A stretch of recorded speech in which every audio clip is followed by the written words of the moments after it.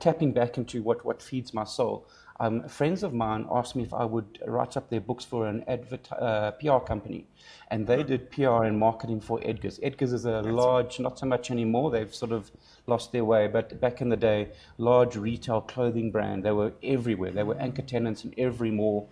And in those days, they were bringing in all the international brands. They had a side of the business that brought in Calvin Klein, that brought in Lipsy, Tom Lewin, all the makeup brands, I forget the names now, to the country. So I wrote up their books. I was doing that. It was a very simple exercise. And on the first meeting to present the management accounts, the two ladies say to me, who were friends, but we were now in a meeting, and they say, can you help us with something else? Oh, don't ask me a question like that, because the answer is always yes, before I even know what you've asked.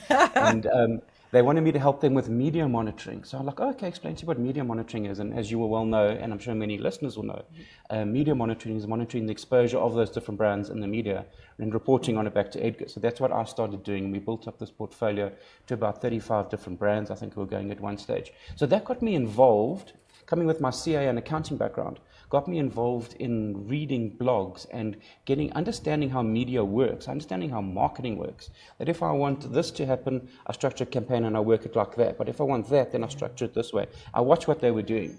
And then reading all this media and reading some South African fashion blogs, especially from the guys, because I love fashion. And thinking to myself, oh, this writing is really not good, which is not a good thing to do if you don't write yourself. Be careful of that, you know. So I thought to myself, no, Ryan, you can't do that.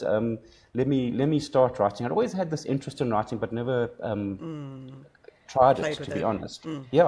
And so I did. I started writing a blog. It was a fashion blog, but it was that exposure, which called My Line Boots, which is the name I still use today. The exposure to the media and to the strategy behind media and marketing and PR, which you will obviously well know, fascinated me. I think it fascinates. So that part of my brain, which is, I don't know, probably this side, is the accounting side, that mathematical side. It's still there, and it still enjoys getting involved in these creative things. And I love patterns and things. So I started doing that, and that got me into writing more and photography, which was then ticking my box of doing things that were good for my soul. Confidently navigate your brand's future, fit for purpose and poised for success.